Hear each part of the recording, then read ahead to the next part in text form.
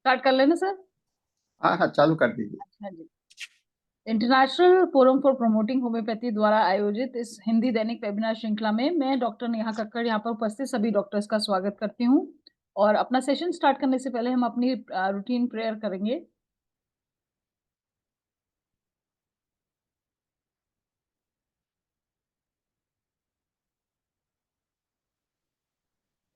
तो आज का जो हमारा हिंदी वेबिनार सेशन है वो हमारा 693वां यानी कि 693 थर्ड सेशन है। और आज की जो हमारी गेस्ट स्पीकर हैं वे हैं doctor Pallavi Chaturvedi.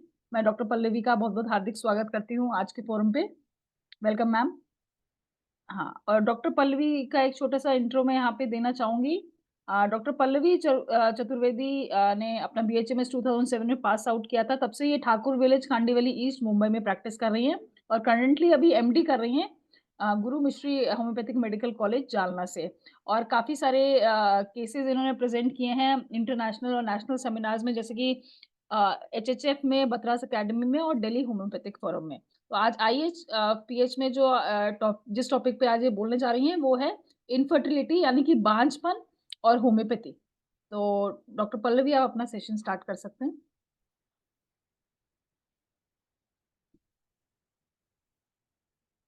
Ma'am unmute कर लीजिए प्लीज।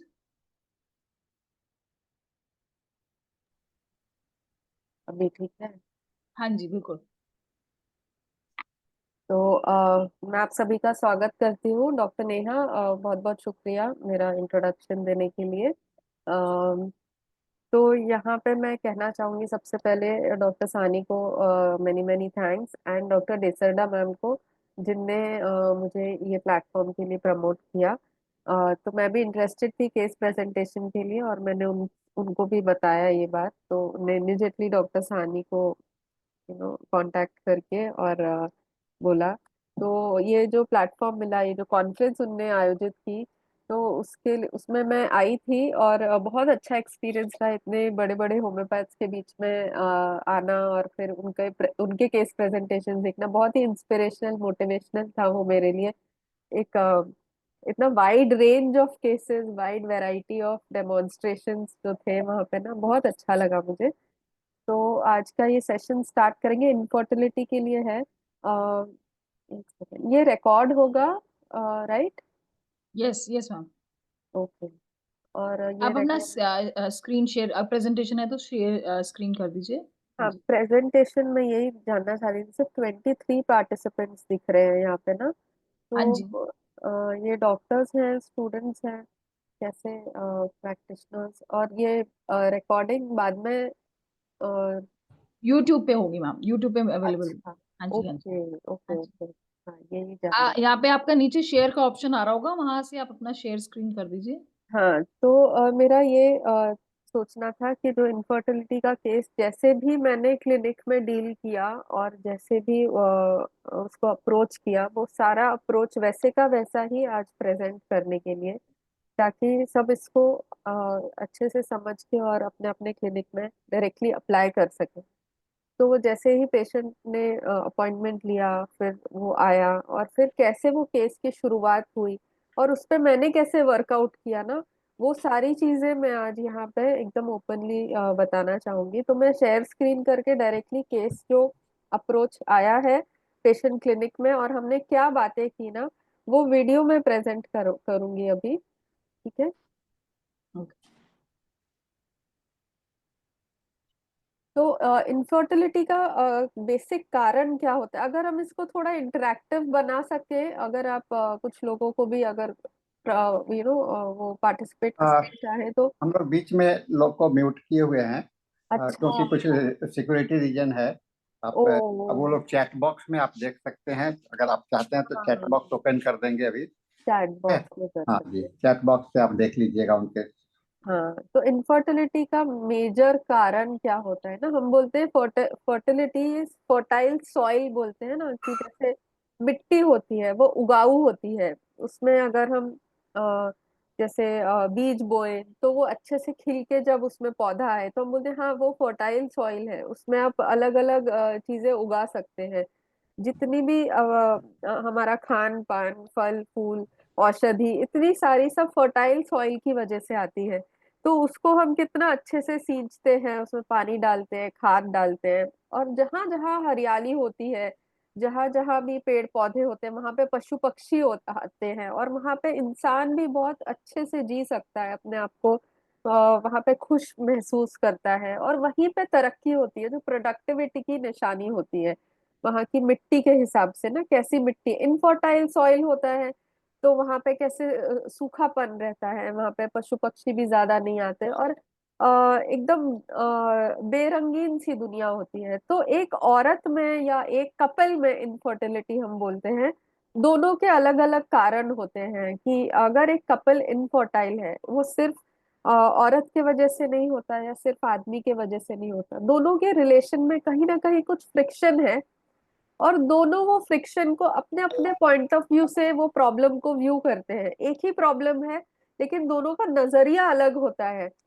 तो फीमेल को इनफर्टाइल होने के क्या कारण है, उनके डायग्नोसिस के ऊपर से हम समझ सकते हैं साइकोडायनामिक कनेक्शन के हिसाब से। और एक मेल के इनफर्टिलिटी के क्या कारण है, उनको क्या डायग्नोसिस हुआ है। जैसे स्पर्म एनालिसिस भी करते हैं हम मेल्स में ना, तो किसी में ओलिगोस्पर्मिया होता है, किसी में अलग अलग टाइप के स्पर्म एनालिसिस होते हैं, किसी में स्पर्म काउंट ही नहीं होता, there is no sperm at all.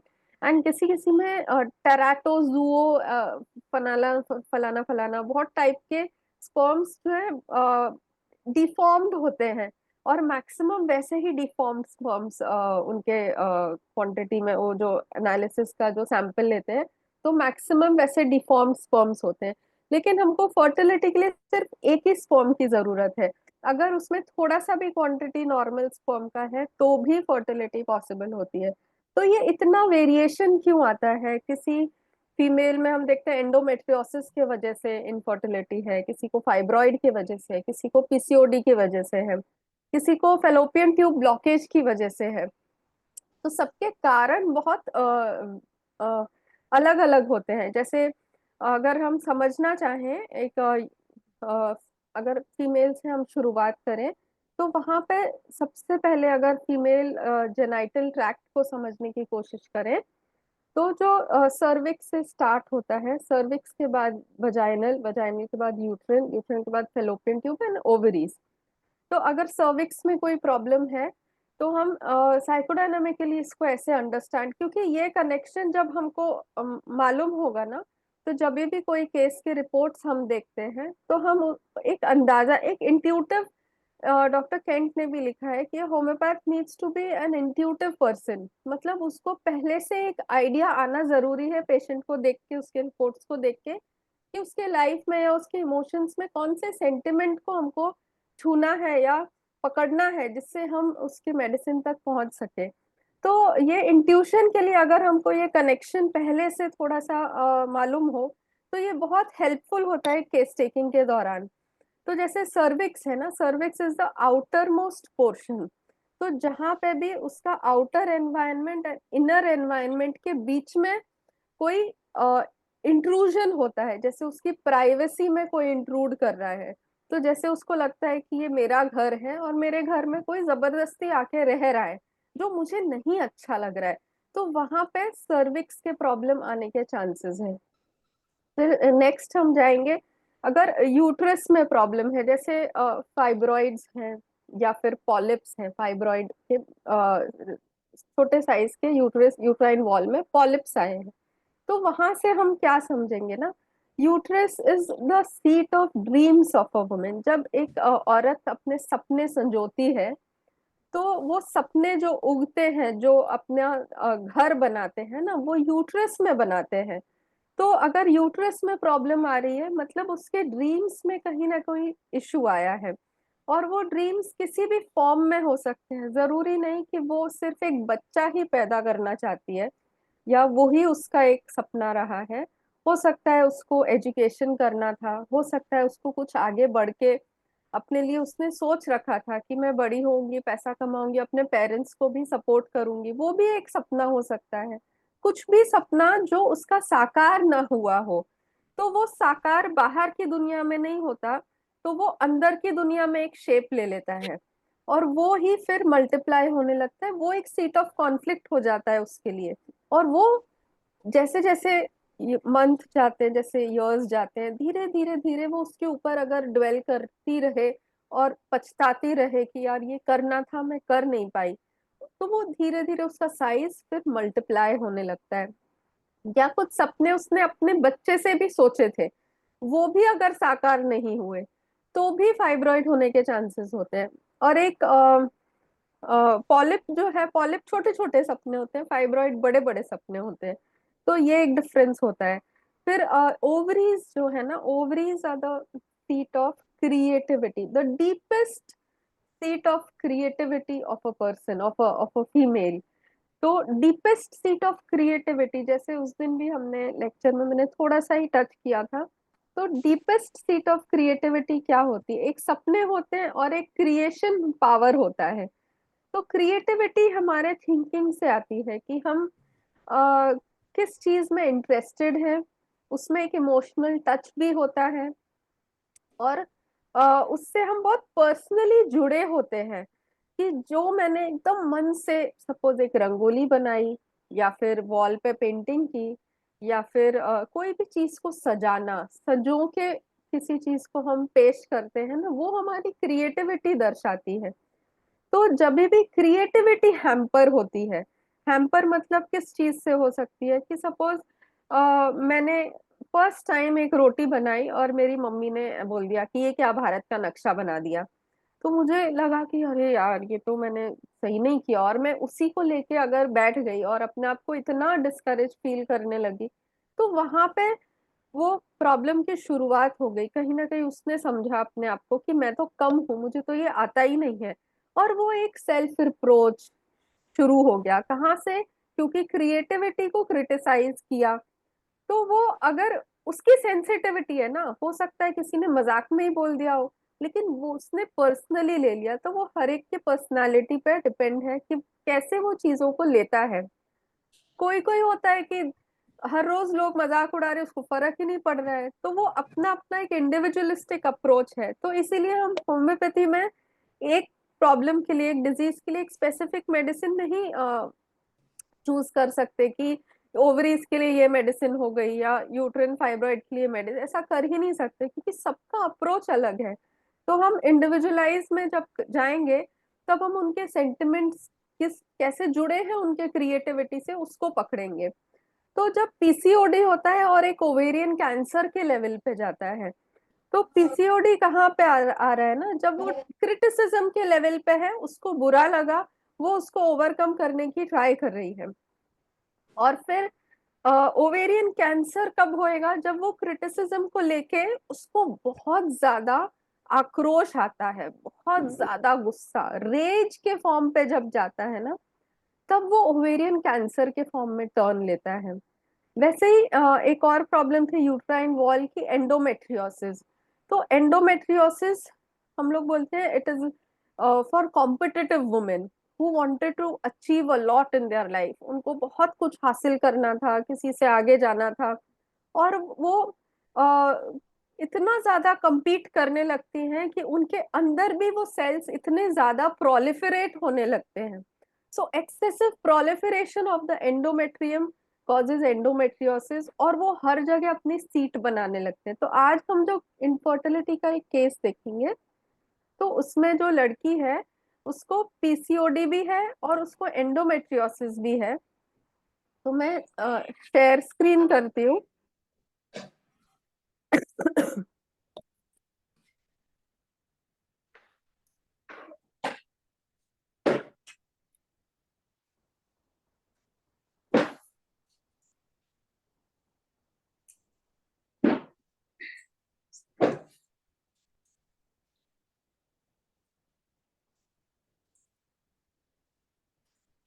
Share screen हुई है क्या? नहीं हुई है ना?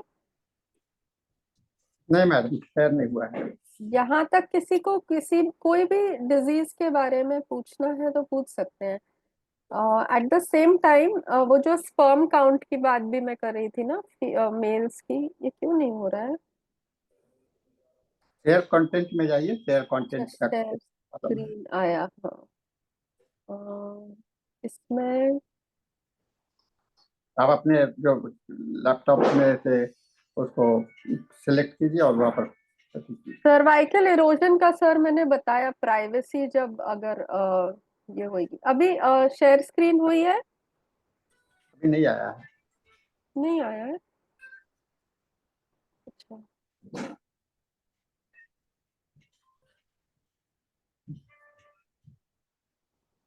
क्यों नहीं आ रहा है?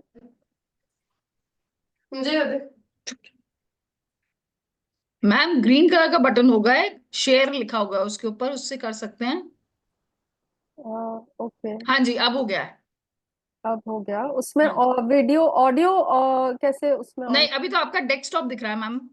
आप हाँ, अपना वो खोल लीजिए, जो भी आपका प्रेजेंटेशन या स्लाइड है या वीडियो है। हाँ जी।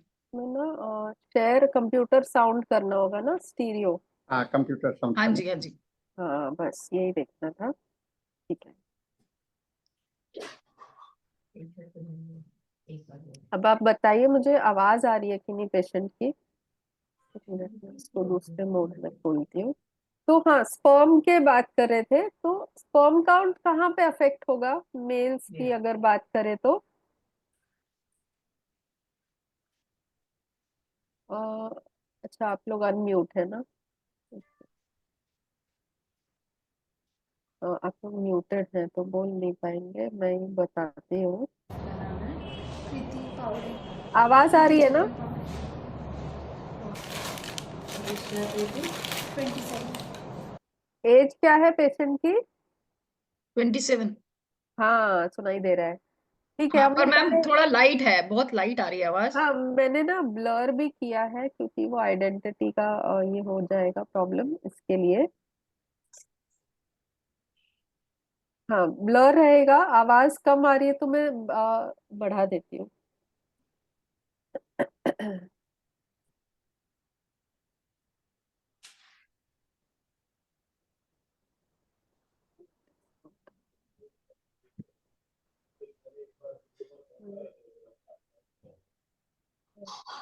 आवाज अभी मैक्सिमम है, अभी देखिए। बल्लर शाह। बल्लर शाह, चंद्रपुर डिस्ट्रिक्ट।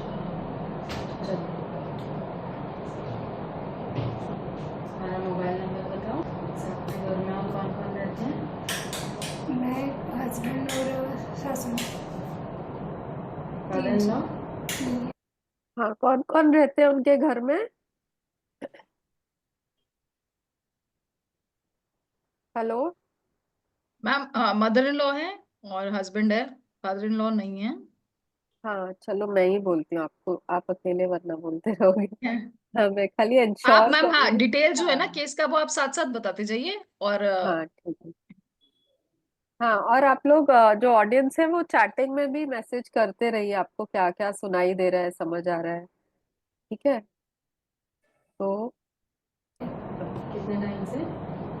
उनके बचपन से ही। शादी को कितना टाइम हुआ? 2 साल कंप्लीट हो गए। Love marriage, arrange marriage? Love marriage. Mother in law क्या करती हैं? और नर्सरी नर्सरी टीचर। हाँ, कब से पढ़ा रही हैं अभी? तो शादी को 2 साल हो गए हैं और mother in law nursery teacher है। 12-13 साल। हाँ, क्या करते हो? जूनियर इंजीनियर कोल माइंस में। तो हस्बैंड क्या करता है? हस्बैंड जूनियर इंजीनियर है। क्या करती हो प्रीति? मेरा भी एक LLB लास्ट ईयर शुरू है और टैक्सेशन का घर में काम करती हूँ। तो ये क्या करती है? ये एलएलबी भी कर रही है, लास्ट ईयर है एलएलबी का, और टैक्सेशन का भी काम करती है, वर्क फ्रॉम होम भी करती है और कभी कभी ऑफिस भी जाती है, वो आगे बताएगी। ठीक है, और शादी को 2 साल हुए हैं। और अभी इनफर्टिलिटी का या कोई भी केस होता है, स्पेशली फीमेल्स जहाँ होती है, तो मैं दोनों फैमिलीज की डिटेल्स लेती हूँ। और अगर मेल का केस है तो उसी के साइड का जनरली जरूरत पड़ती है। पहले जॉब करती थी, बाद में छोड़ दी। फिर यार? और मैंने ऑपरेट किया गया है, लैप्रोस्कोपी वगैरह, तो उसके बाद अप डाउन नहीं हो पा रहा था, इसलिए छोड़ दी। तो वो वर्क फ्रॉम होम कब से कर रही है? जब से उसकी लैप्रोस्कोपी की सर्जरी हुई है, उसके बाद से वो घर से काम कर रही है। क्या तकलीफ है? क्यों आई है यहाँ पे? पहले एंडोमेट्रियोसिस था, तो ऑपरेट करने के बाद लैप्रोस्कोपी वगैरह हो गई, उसके बाद अभी कंसीव नहीं हो पा रहा। अच्छा अच्छा ओके। तो एंडोमेट्रियोसिस था, लैप्रोस्कोपी हो गई, अब कंसेप्शन का प्रॉब्लम है। रिपोर्ट्स है ना। बताओ कब हुआ था? और 22 फेब, यही साल में? हाँ यही सर। तो ये 2018 का केस है, आप डेट्स पे ध्यान दीजिए। 22 फेब में उसकी सर्जरी हुई थी।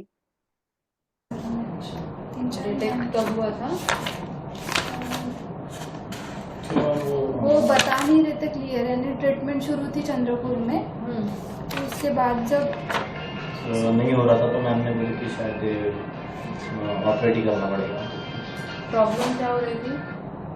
उसको मेंसेस का प्रॉब्लम था। मेंसेस कहने रेगुलर, पहले से रेगुलर था, वो प्रॉब्लम नहीं था। फिर उसके बाद में एक मैंने शादी के पहले जब पीरियड्स 6-7 महीने पहले, शादी के 6-7 महीने पहले, तो 3-3 महीने के बाद कभी जब पीरियड्स आता था तो वोमिटिंग होती थी, दर्द इतना होता था कि चल नहीं पाती थी वगैरह। तो तब ऐसे लेडीज डॉक्टर के पास जाने के बाद सलाइन वगैरह दे देते थे, तब रिलीफ हो जाता था। तो वो डॉक्टर ऐसे बोलते शादी के बाद ठीक हो जाएगा। उन्होंने तो पेन इतना ज्यादा होता था, और ये प्रॉब्लम जब शुरू हुई ना, शादी के थोड़े महीने पहले ही ये प्रॉब्लम स्टार्ट हुई थी, तो वो उसको सलाइन वगैरह लगा देते थे। बहुत ज्यादा इंटेंस पेन होने लगा था उसको शादी के जस्ट पहले से। भी सोनोग्राफी के लिए कुछ बोला नहीं। फिर शादी के बाद कंसीव हुआ, उसके बाद यानी फिर नहीं चाहिए था, तो फिर अबॉर्शन किए। तो शादी के बाद कंसीव हो गया था नेचुरली, सोनोग्राफी कुछ नहीं हुई थी, ऑल्दो पहले से प्रॉब्लम थी। लेकिन शादी के बाद उसने मिसकैरेज भी करवाए, क्योंकि वो टाइम पे बच्चा नहीं चाहिए था। ओके, तो ये सोचना है हमको कि इसको बच्चा क्यों नहीं चाहिए था शादी के तुरंत बाद, अगर हो रहा है नेचुरली हो रहा है, जबकि पहले प्रॉब्लम भी थी, तो फिर उसने क्यों नहीं किया ना। अबॉर्शन किए, तो उसके बाद फिर अबॉर्शन किए मतलब एक अबॉर्शन नहीं किया, मल्टीपल अबॉर्शन किए। अगले ही मंथ कितने में टाइम में कंसीव किया था शादी के? 1 साल हो गया था, यानी होली को आया था, मार्च में हुआ था, यानी मई में शादी हुई थी, उसके बाद मार्च में 1.5 महीना हुआ था जब। तो मार्च में शादी हुई थी और मई में ही इसने कंसीव भी कर लिया था, तो भी इसने अबॉर्शन कराया। यानी अबॉर्शन किए तब 1.5 महीना था। उसके बाद फिर जैसे अबॉर्शन किए उसी महीने में फिर वो पीरियड ही आया ही नहीं, वो 1.5-2 महीने तक चला गया। तो मैम बोले कि उस दौरान जो मेडिसिन वगैरह दी गई उसकी वजह से हो सकता है। फिर उसके बाद थोड़ा तकलीफ तो उसके बाद उसको पीरियड ही नहीं आया। हो रहा था, यानी पीरियड्स पहले कैसे मेरे 6-6 दिन जाते थे मेंसेस, अभी कैसे 3 दिन में ख़त्म हो जाता, 3 से 4 दिन में। तो उसके बाद फिर मैम बोल रही थी कि ऐसा हो सकता है, सिस्ट वगैरह दिख रहा है करके सोनोग्राफी में, पर उन्होंने क्लियर नहीं बताया कि एंडोमेट्रियोसिस था करके। फिर उसके बाद फिर हमने अग्रवाल मैम की तरफ ट्रीटमेंट किए, तो उन्होंने बोला कि ऐसा है तो पर ट्रीटमेंट करो, अगर हो सकता है हो जाए। तो वहाँ पे 6-7 महीने किए, उसके बाद फिर उन्होंने बोल दिया कि यही है तो लैप्रोस्कोपी करना ही है करके, एंडोमेट्रियोसिस है। फिर उसका टेस्टिंग हुआ और एंडोमेट्रियोसिस हुआ, फिर डिसाइड किया लैप्रोस्कोपी तो करना फिर है। हम नागपुर के लिए निकले, तो वहाँ पे फिर श्रीकंडे मैम से अपॉइंटमेंट लिए, तो उन्होंने एकदम से डरा दिया जैसे कि इतना बड़ा है तो आपको ऑपरेट करना पड़ेगा, कुछ हो सकता है ऐसे वगैरह। तो सोचने के लिए 1-2 दिन दिए थे, फिर हम बोले करना ही है तो फिर उनकी तरफ से कर लिए, पर उन्होंने सीडी नहीं प्रोवाइड किया, सिर्फ उन्होंने रिपोर्ट्स लिख के दे दिए। उसके बाद फिर वो बोले कि IVF ही करना पड़ेगा। तो हम सोच रहे थे कि नॉर्मल IUI भी करके देख सकते करके। वो तो डॉक्टर ने बोला कि अब तो IVF ही करना पड़ेगा, बहुत ज्यादा प्रॉब्लम है तुमको, तो वो डर गए। तो फिर दूसरा ओपिनियन लिया, तो बोला नहीं IUI भी कर सकते हैं। डायरेक्ट बोल रहे कि IVF ही करना है। और हमने फिर 1-2 डॉक्टर से राय ली, तो बोल रहे कि नहीं 2-3 बार आप IUI करके देख सकते हो, उसके बाद अगर नहीं हो रहा है तो देखेंगे। तो उसके बाद हमने shrikhand sir Shembekar sir appointment ली, तो वहाँ पे ट्रीटमेंट शुरू है। तो इनने फिर IVF को होल्ड पे रखा और दूसरे एक डॉक्टर के ओपिनियन से बोला चलो IUI के 2-3 साइकिल कर सकते हैं, अगर फिर भी नहीं हुआ तो IVF देखेंगे। 2 बार, यानी चंद्रपुर में भी एक मामिडवर मैम है, वहाँ से एक बार IUI हो चुका है, 2 बार IUI हो चुका है, बाद में अभी 2 बार शेम्बेकर सर के पास, 4 बार IUI हो चुका है। 4 बार IUI भी हो गया उसका। तुम्हारे घर का बैकग्राउंड बताओ, तुम्हारे घर में कौन कौन है? पापा के साथ पापा, मम्मी, एक बहन है। बहन बड़ी है छोटी है? छोटी बहन है। छोटी है। कोई भाई नहीं। पापा क्या करते हैं? पापा गवर्नमेंट सर्वेंट थे कॉलेज में, अभी रिटायर हो चुके हैं, 1 साल हो गया। मम्मी हाउस वाइफ है। तो एक छोटी बहन है, मम्मी पापा है, पापा गवर्नमेंट सर्वेंट है, मम्मी हाउसवाइफ है, इसके मैटरनल साइड में। और सिस्टर अभी MSc मैथ में MSc कर रही है। मम्मी पापा से किससे ज़्यादा क्लोज हो? मम्मी। पापा के साथ कैसा रिलेशन है? अच्छा है, शादी के पहले उतना नहीं था, शादी के बाद थोड़ा अच्छा है, यानी क्यों उतना नहीं था? यानी उतना काम नहीं पड़ता, पर अच्छा है, क्योंकि हम यानी भाई नहीं था तो बहने, तो पापा यानी अच्छा है, मम्मी से थोड़ा ज़्यादा अच्छा। वो ज़्यादा। तो 2 रीजंस होते हैं डिस्मेनोरिया के भी, जो मेंसेस के टाइम पेन आता है ना, तो उसके भी रीजंस अलग अलग हो सकते हैं। एक तो होता है एब्सेंस ऑफ फादर, या एक फादर का जो रोल होना चाहिए एज बीइंग अ प्रोवाइडर, अगर वो भी सफिशिएंट नहीं हो, that also creates a lot of insecurity in a girl, and उसके वजह से भी वो पेन में रह सकती है। सेकेंड रीजन इज कि looking at the condition of the mother, कि माँ के साथ इतना इतना अच्छा बॉन्ड है, लेकिन माँ का जो हालत है वो बहुत खराब रहती है, या तो शी इज ओवरवर्क्ड या she is not valued at home, तो उसके वजह से भी एक सिंपैथेटिक पेन कनेक्शन डेवलप हो जाता है कि जब जब मेंसेस आते हैं उसको पेन होता है, because of the over affectionate bond with the mother. तो इसीलिए ये रिलेशन समझना बहुत जरूरी है कि माँ के साथ और पापा के साथ कैसा रिलेशन है था उसका शादी के पहले का और अभी भी। स्ट्रिक्ट है क्या?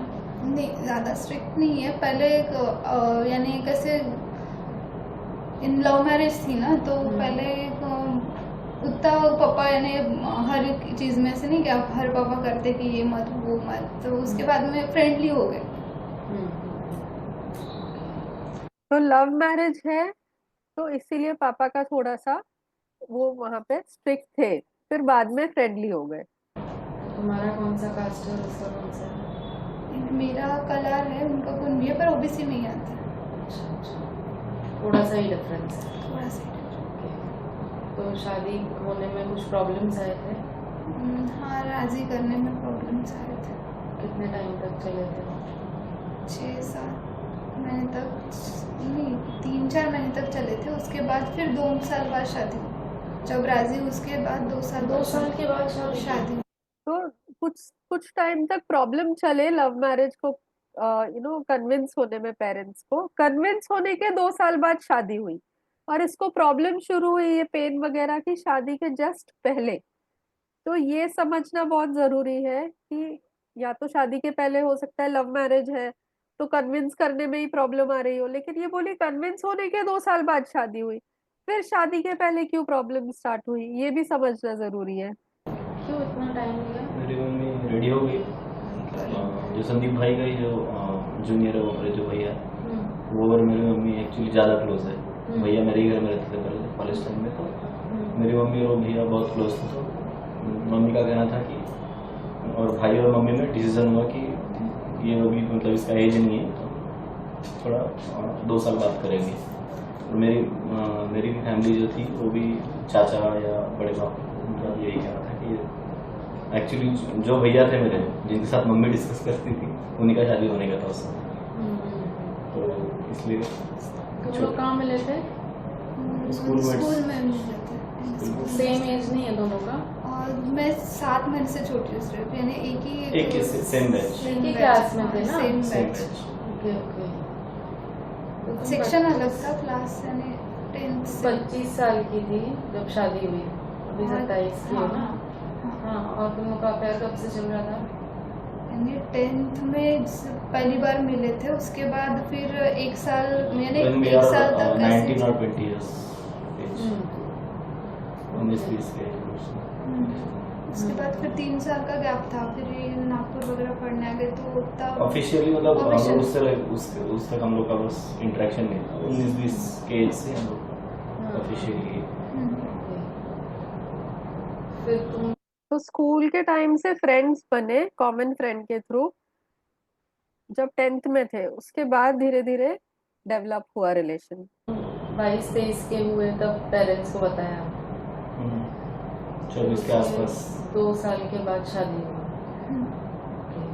वो टाइम पे तुम कुछ और डिस्टर्ब थी, ज़्यादा डिस्टर्ब थी? क्यों? तो इसीलिए ये पूछा कि क्या डिस्टरबेंस था ना शादी के पहले। क्योंकि कैसे घर में मना था ये सब, और मेरी शादी यानी कहीं फिक्स हो गई थी, अब फिर वो टूटने के बाद इनके साथ हुआ, तो वो जो था टाइम वो ज़्यादा। फिर उसके बाद फिर यानी हम दोनों में यानी बात नहीं हो पाती थी, 2 साल का डिस्टेंस था ना, कुछ बातें रहती थी, जैसे कि नहीं बात नहीं हो पाता था, तो फिर लड़ाई करो या ऐसे, फिर उसके बाद नॉर्मल हो गया, तो वो ज़्यादा तो कुछ कम्युनिकेशन गैप हो रहा था इन लोग के बीच में वो टाइम पे। यानी उस टाइम पे कैसे सबकी नज़र हम पे रहती थी कि ये यानी सच में शादी करेंगे या नहीं, क्योंकि 2 साल का डिस्टेंस था ना, शादी करेंगे सिर्फ बोल दिया था, ना सगाई ना कुछ इसकी वजह से ऐसा फैमिली में बर्डन रहता है बाकी। तो कोई फॉर्मल कुछ भी नहीं हुआ था इन लोग के शादी के पहले, तो ये लोग के इसके अंदर बहुत इनसिक्योरिटी रहती थी कि पेरेंट्स ने अप्रूव तो कर दिया लेकिन ना एंगेजमेंट की, कुछ भी नहीं, और ऊपर से किसी और के साथ एंगेजमेंट हो गई थी इसकी, तो वो भी तोड़नी पड़ी थी इसको। तो ये हमेशा डर में रहती थी कि मेरी इसके साथ शादी होगी कि नहीं होगी, प्लस बात भी नहीं हो पाती थी रेगुलरली क्योंकि अलग अलग ये लोग रहते थे। तुम इनसिक्योर रहती थी कि शादी होगी कि नहीं होगी? हाँ, और तो वो इसकी फैमिली इनसिक्योर थी बहुत थी। तो वो हस्बैंड हंस रहा है कि इसकी फैमिली इनसिक्योर थी। ये नहीं थी? She was sure, मैं उसको तो पता था कि मुझे करेगा। पता था कि करने वाले हैं, पर इसकी फैमिली घर वाले यानी बाकी के लोगों का प्रेशर रहता था, क्योंकि वहाँ उस साइड में अभी ये शुरू है कि इंटरकास्ट वगैरह, तो पहले बहुत रेयर था, तो उसकी वजह से सब यानी बाकी लोग चाचा वगैरह गांव में रहते थे, तो वो लोग फिर फोन करना वगैरह कि सच में करना है, और पापा ने डिसीजन लिया था कि नहीं ठीक है अभी बोल दिया तो इसी से ही करना है करके। तो बाकी के एक्सटेंडेड फैमिलीज का भी एक प्रेशर रहता था कि पता नहीं इसकी किससे शादी होगी। तब से फिर तो भी बीच बीच में जब कांटेक्ट नहीं हो पाता था, ज़्यादा दिन हो जाते थे, विदिन का कहना रहता था कि तू और कुछ करना, क्यों यानी कंटिन्यू मेरे से बात करना या ऐसे करना ज़रूरी है क्या, ऐसे वगैरह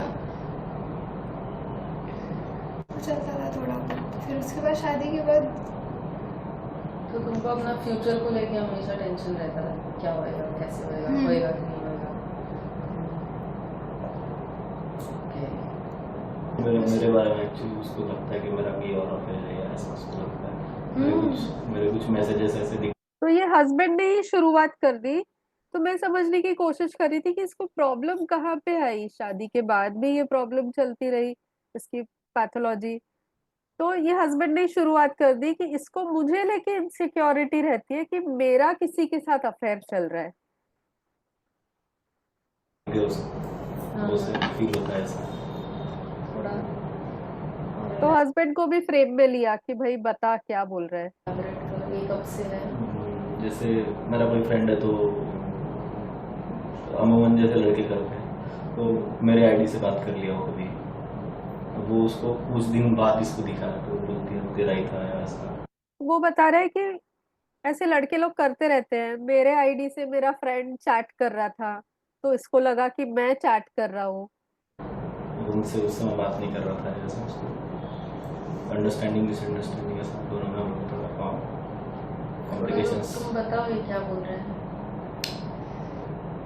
मेन मैम प्रॉब्लम क्या था कि जब जिस टाइम पे यानी एक घर में बात हुई थी कि शादी करना है, उसके कुछ 6-7 महीने बाद इन्होंने स्टार्ट किया फेसबुक से लड़की से बात करना जो इनके बहन की फ्रेंड है, जो घर के पास में रहती थी पर अभी नहीं रहती है ना, उस टाइम रहती थी, तो उससे बात करना वो भैया बोलती थी।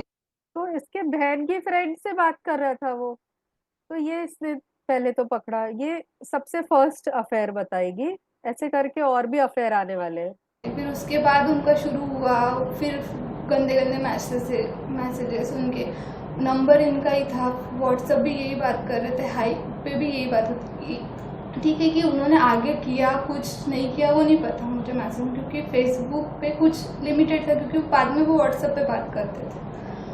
तो ये बातें मुझे अभी कुछ यानी मेरे बर्थडे के टाइम पे पता चली, क्योंकि उन्होंने उतने साल बाद, इनका कहना क्या है कि मैंने बात नहीं किया है, मेरे आईडी से मेरे फ्रेंड ने बात किया, पर वो लड़की बोलती कि यही इंसान है मेरे से बात करने वाला, और जो लड़के का नाम ले रही वो लड़के को मैं पहचान। और ये इसने लड़की से भी कंफर्म कर लिया कि ये कौन है भाई, तू कौन है, ये किससे तू चैट कर रही है। तो वो लड़की ने भी इसके हस्बैंड का ही नाम बताया है, आइडेंटिटी पूरा बताया है। तो मतलब हस्बैंड गलत बोल रहा है, झूठ बोल रहा है, तो उसने वो पकड़ा सबसे पहले। और दूसरा कहना ये है कि यानी इतने साल हो गए, ठीक है तुम्हारा क्या था क्या नहीं था, ठीक है, जब शादी हो जाती है तो तुम एक कमिटमेंट लेते हो,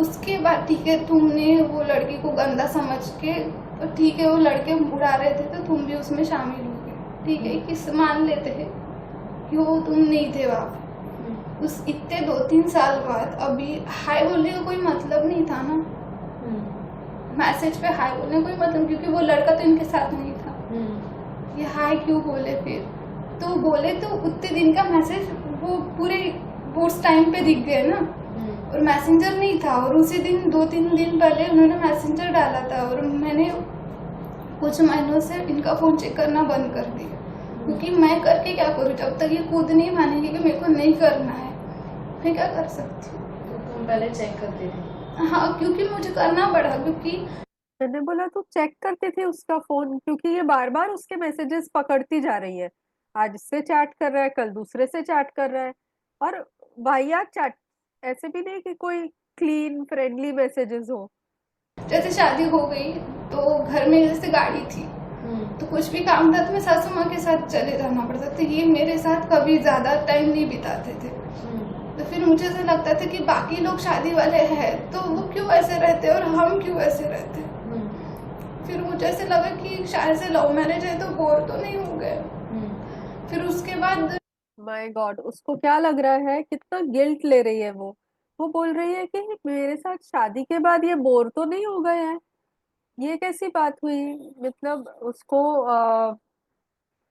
वो ले रही है कि कैसे लव मैरिज किया है, एक कमिटमेंट नाम की चीज होती है, ठीक है उसने कमिटमेंट को भी लेट गो किया, बोला मेरे से तो नहीं बोर हो गए हैं। सोचो क्या लेवल तक चली गई वो। इनका मजाक में एक लड़की ने बोला, उसको पता था इनकी शादी हो गई करके, तो वो ऐसे बोल रही थी क्यों रे तू शादी क्यों किया, मेरे को तू बहुत पसंद है वगैरह। तो ये भी उससे फ्लर्ट करना शुरू किया कि क्या हो गया, मेरे को तू अभी भी पसंद है करके। मैंने मैसेज देखा वो, ये देखो ये वापस दूसरा अफेयर शुरू हो गया कि एक लड़की ने उसको टीज किया, क्या रे शादी कर ली, मेरे को भूल गया क्या।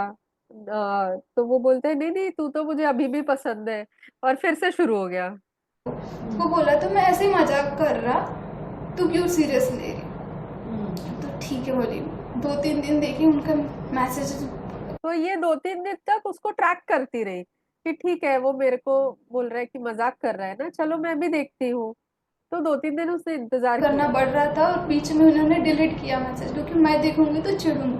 पर मैं बोल रही कि जिस इंसान को मैं पहचानती नहीं उससे बात मत करो, या मुझे पहचान करके दो। वो लड़की बोल रही कि मुझे तू पसंद है और वो आगे जा रही है। और फिर मैंने उसको मैसेज किया तो मुझे रिप्लाई नहीं दिया। इनको बोले कि तेरी बीवी मेरे को मैसेज कर रही है, अगर तुम्हारे लाइफ में मेरे वजह से प्रॉब्लम नहीं होना तो नहीं होना चाहिए, मैं नहीं बात करूंगी। तो ये बोले कि नहीं ऐसा कुछ नहीं है, उसको कुछ मिसअंडरस्टैंडिंग हो।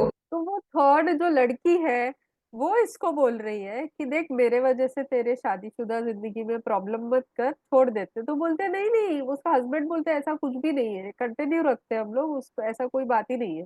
गई करके तो वो बात कर रही। फिर कुछ दिन बाद मैंने हमारा झगड़ा उसी पे शुरू था, तो इन्होंने अपने मोबाइल का पासवर्ड चेंज किया। सुबह मैंने देखा मैसेज ऐसे। फिर बाद में मुझे चंद्रपुर जाना था जॉब पे, और ये इनको कोई काम नहीं था। सडनली ये बोली कि मेरे को चंद्रपुर जाना है, और भैया के यानी यहाँ पे गए क्लिनिक में, वहाँ गए।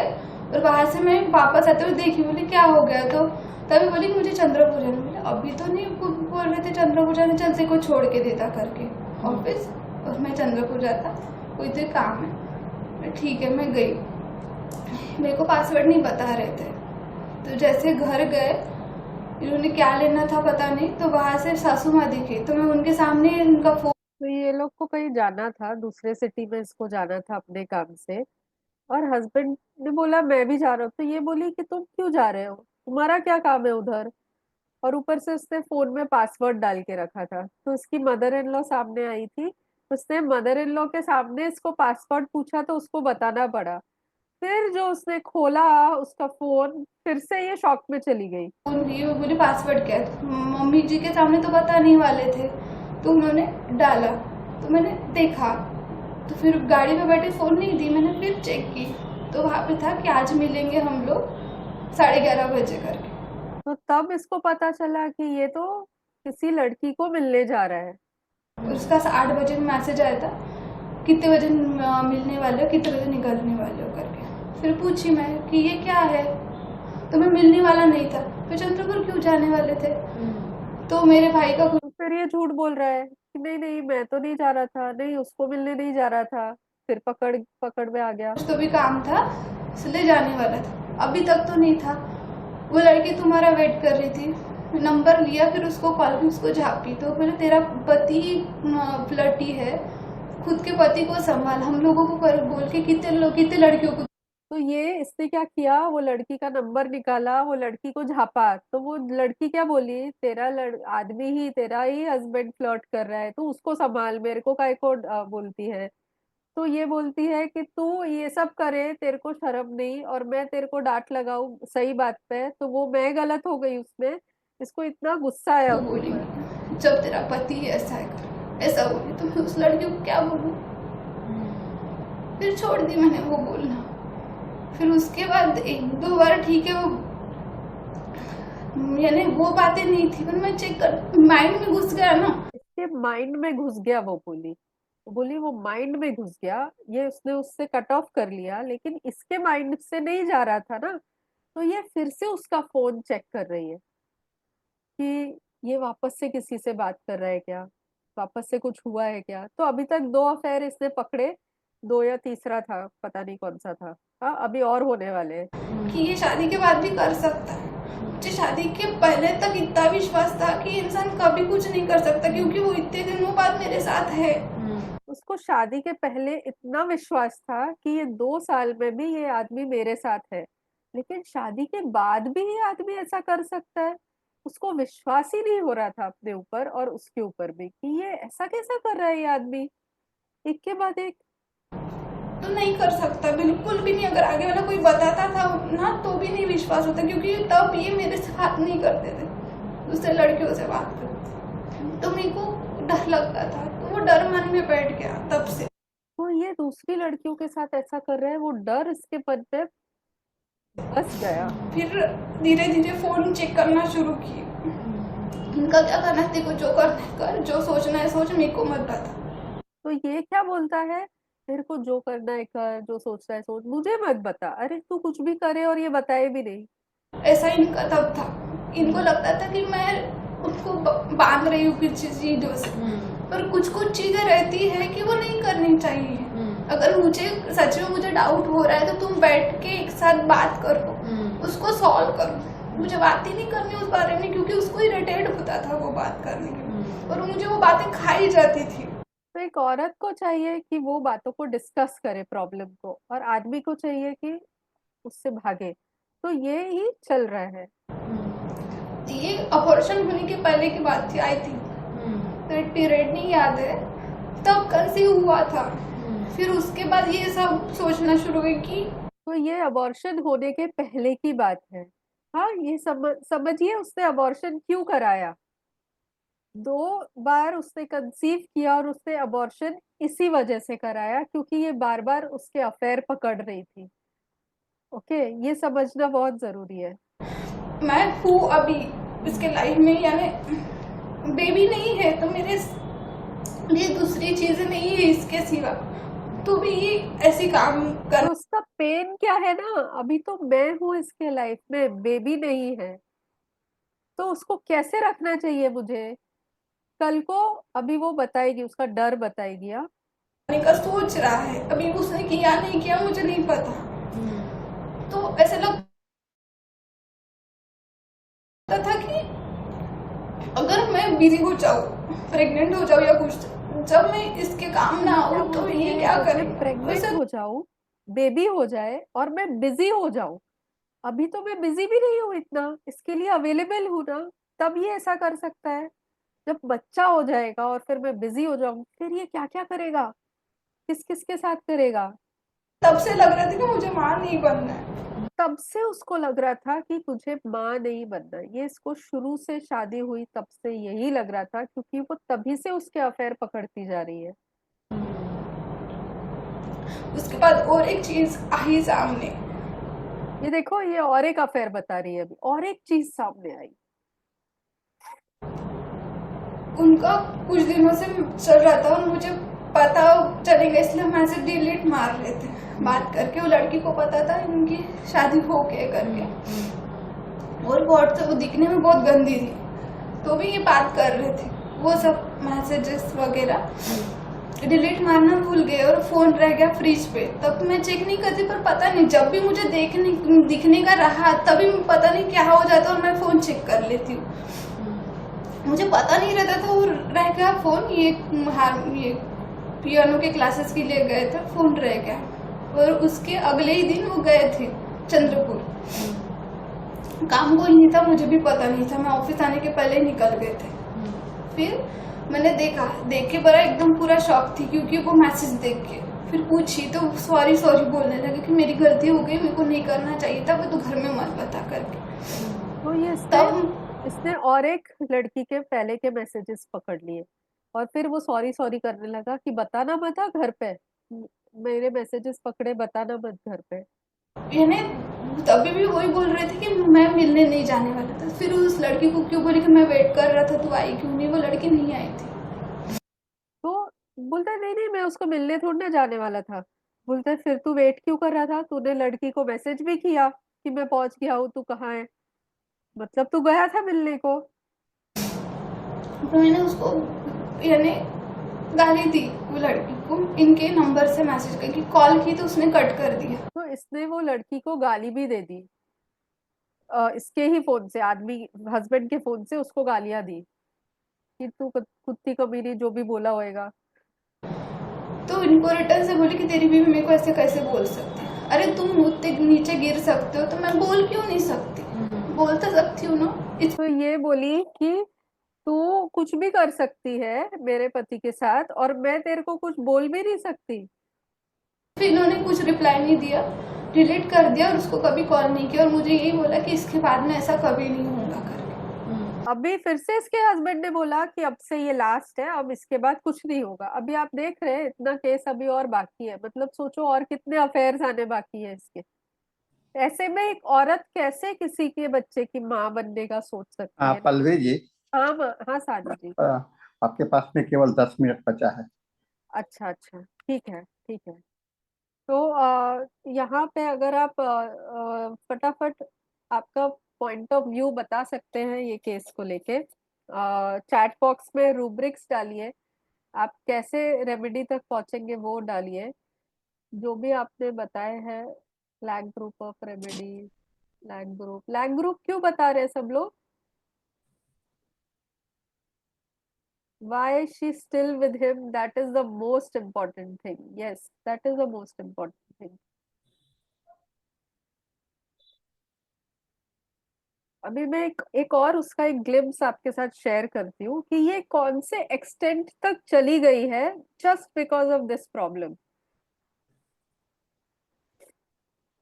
बहुत बुरी तरह से वो बताने वाली है अभी कि ये रेमेडी का ना एक एक्सट्रीम शेड है। जो अभी आपने सुना वो रीजन था क्योंकि अभी हमने इनकम्प्लीट केस सुना, क्योंकि वो अभी और अफेयर्स ही अफेयर्स खोलने वाली है। ये क्यों नहीं प्ले हो रहा है? सेकेंड वीडियो प्ले नहीं हो रहा है। वो क्या बोली पता है सेकेंड वीडियो में? उसी का कंटिन्यूएशन था। वो बोलती है कि अभी तो मुझे कुछ समझ ही नहीं आता है क्या बोलना है, क्या काम करना है। उसके काम पे इम्पैक्ट आने लगा है। She is not able to be productive in her work any more. तो इसीलिए वो पीसीओडी, एंडोमेट्रियोसिस इतना। मैं आपको ना फटाफट उसकी रिपोर्ट्स दिखाती हूँ। ये देखिए, आप तब तक प्लीज रूब्रिक्स डालिए, आप खुद ही डालिए और बताइए मुझे। रॉन्ग डन इग्नेशिया है क्या, डिसीव्ड है, अब्यूज्ड है, लाइसिन है। ये देखिए, ये इसकी डिस्चार्ज समरी है जब इसकी लैप्रोस्कोपी हुई है।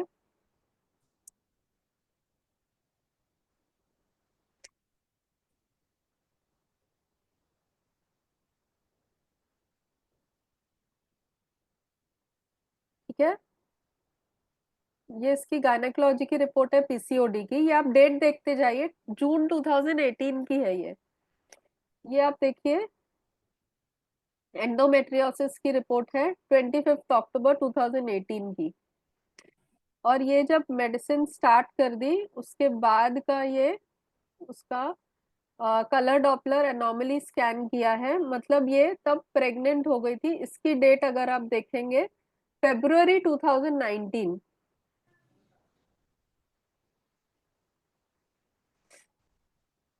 ये देखिए, ये ऑब्स्टेट्रिक सोनोग्राफी है 27 मई 2019। मतलब अक्टूबर तक वो रिपोर्ट्स लेके आई थी मेरे पास। और उसके बाद की ये रिपोर्ट है जब वो प्रेग्नेंट हो गई।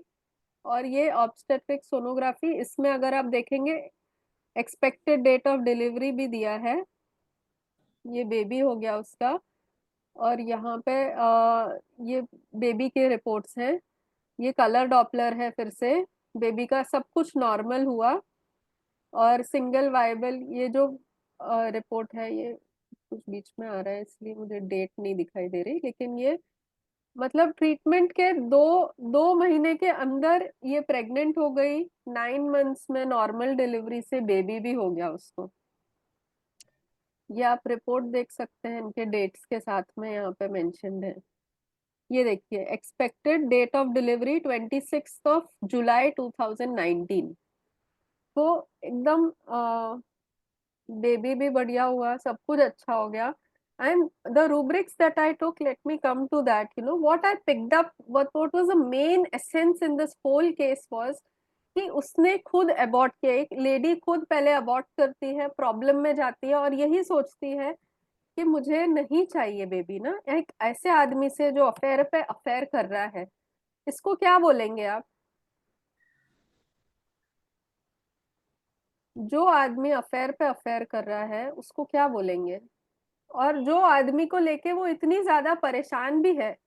ठीक है, तो ये इसका मेन रूब्रिक अगर हम देखेंगे ना, ये है सेल्फ डिनाइल। सेल्फ डिनाइल मतलब खुद को डिनाई करना। क्या डिनाई करना? The pleasure of being a mother, the pleasure of motherhood. किसी के बच्चे की माँ बनना मुझे चाहिए ही नहीं। वो बोली ना, रो रो के यही बोल रही है, मुझे बनना ही नहीं है एक ऐसे बच्चे की माँ जिसका बाप बस अफेयर पे अफेयर की जा रहा है, there is no commitment, sensitive to moral impression. हम शादी करते हैं, कमिटमेंट होता है, लव डिसअपॉइंटमेंट हुआ, डिसीव हुआ, हेल्पलेस फील करने लगी, जाऊं तो जाऊं कहाँ, शादी की है खुद की मर्जी से। और वो आगे का हमने स्टेटमेंट सुना नहीं, क्योंकि केस बहुत लंबा है और इमोशन समझना बहुत जरूरी है इनफर्टिलिटी के केसेस में। तो ये डिग्निफाइड होके बताती है कि मैं सब कुछ करती हूँ, तेरे घर का काम भी मैं करूँ, तेरे माँ की सेवा भी करूँ, मैं तेरे लिए पैसा भी कमा के लाऊं, और तू चाहता है कि मैं तेरे अफेयर्स को भी माफ करूँ। इतनी तो महान देवी मैं नहीं हो सकती हूँ। तो ये ना अपनी डिग्निटी को नीचे नहीं आने देना चाहती है कि मैं सब कुछ करूं और तेरे से क्वेश्चन भी ना करूं कि तू क्या कर रहा है। तो वो डिग्निटी रखते हुए हेल्पलेस भी फील कर रही है, मॉरल्स भी रख रही है, एंड सेल्फ डिनाइल में जाती है। तो ये सेल्फ डिनाइल है ना, ये बहुत क्रूशियल पॉइंट है ये 3 रेमेडीज का। उसमें से स्टैफिस एग्रिया ही है जो मॉरल्स के साथ चलती है इसमें। तो इसके कुछ रूब्रिक्स हैं जो क्वेश्चन और सेक्सुअल मैटर्स से रिलेटेड है, तो वही उसको सबसे ज्यादा खाते हैं। इरिटेट होती है, प्रॉब्लम में क्यों जाती है, इतना रोती क्यों है, ये सब पॉल्यूशंस के वजह से। और ये पॉल्यूशन क्या है ना, जो जो वातावरण को दूषित करे ना, वो पॉल्यूशन है। उसी से ये क्या है, शादी लव मैरिज इतना पवित्र रिश्ते को तू पल्यूट कर रहा है, बार बार दूसरी लड़कियों को लेके आ रहा है रिश्ते के बीच में। उससे ये सबसे ज्यादा अफेक्ट होती है। तो ये डिसीव में जाती है कि बार बार पागल बना रहा है, और ये पागल बनती भी जा रही है। तो ये क्रेड्यूलस और यील्डिंग का बहुत सॉलिड कॉम्बिनेशन है स्टैफिस एग्रिया में, जो कि जिसकी वजह से वो उसमें से निकल भी नहीं पा रही है, हेल्पलेस भी हो रही है, मॉरल्स के वजह से बंधा भी फील कर रही है, अपने डिजायर को सप्रेस कर रही है। माँ बनना भी चाहती है, लेकिन वो विश्वास नहीं हो रहा है ना कि ऐसे कैसे मैं माँ बन जाऊँ, एक ऐसे आदमी से कैसे मैं ये करूं। ठीक है, तो ये fear to bring up his family, गुस्सा तो ऐसा आया, गाली भी दे दी उसको। Fire wants to set things on, इतना उसको गुस्सा भी रहता है अंदर ही अंदर, लेकिन दुख भी उतना ज्यादा रहता है। ये इंडिफरेंस टू प्लेजर है, ये इसका सेल्फ डिनायल से रिलेटेड है। ये इनहिबिशन है कि मैं वो एक्ट में जाना ही नहीं चाहती कि मैं माँ बन जाऊं। The act of being pregnant ना, वो इसीलिए अबॉर्ट किए जा रही है। दिस इज द इनहिबिशन, जिससे वो अपने आप को इनहिबिट कर रही है, प्रेगनेंसी को आगे बढ़ने ही नहीं दे रही है। Indignation at the misdeeds of others, कि तू कुछ भी करे, और उससे वो अपना मोरल को डाउन किए जा रही है। लॉयल है रिलेशनशिप में, समझ नहीं आ रहा करूँ तो क्या करूँ, मैथमेटिक्स इनएबिलिटी, लोग क्या बोलेंगे इसकी भी चिंता है, स्नैपिश भी हो जाती है, उसको बोल भी देती है कि यार ये क्या चालू है तेरा। हाँ, सस्पिशियस भी है, यील्डिंग है, और एब्सेंट माइंडेड इन एडवर्टेंस। वो बोली ना, मैं बार बार फोन चेक करती रहती हूँ। क्यों? क्योंकि ये उसी में उलझ गई है कि अब फिर से इसने कुछ किया होगा, उसमें से निकल ही नहीं पाएगी, क्योंकि वो एक विशियस सर्कल है ये एब्सेंट माइंडेड इन एडवर्टेंस ना, कि जहां से वो अपना माइंड को डाइवर्ट ही नहीं कर पा रही है। कितना भी एडवर्टाइजमेंट प्ले कर लो, वो आदमी, ये हस्बैंड उसको कितना भी घुमा ले फिरा ले, लेकिन उसका ध्यान उसके फोन पे ही लगा हुआ है। अगले तो 1 मिनट में हाँ, एक मिनट में समाप्त करेंगे हम लोग, है ना। हाँ सर, वो हो गया वैसे तो, रूब्रिक रेमेडी भी हो गई। और पोटेंसी अगर किसी को पूछना है तो मेन उसको स्टैफिस एग्रिया 1M दिया था, और उसको जो 2 महीने ही चला वो, नेक्स्ट मंथ में जब भी पेन आया उसको बोला कि आप 1M वाटर डोजेस लेना, उससे पेन सेटल नहीं हो रहा तो 10M लेने को बोला।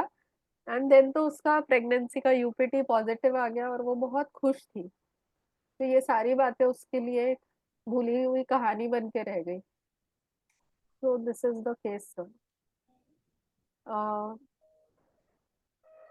तो और किसी को अगर मुझसे कुछ भी संपर्क करना है तो मैं अपना हाँ, मुझे मोबाइल लगता है कि आपका केस बहुत ही एक्सलेंट है, और आपने रूब्रिक्स भी बहुत सही तरह से बड़ा डिटेल्स आपने इसमें एक्सप्लेन किया है। थैंक यू और सर। ये बहुत ही अच्छा प्रेजेंटेशन रहा है। फिर एक केस और लेकर के आइए, इस तरह से हम लोग फिर आगे हाँ, के सेशंस में भी इसको करेंगे, ठीक है। श्योर। निहायत हम लोग का समय पूरा हो गया है। आप हाँ सर, डॉक्टर मनोज को आप हैंड ओवर करेंगे। Thank you doctor Pallavi. नमस्ते सर, थैंक यू।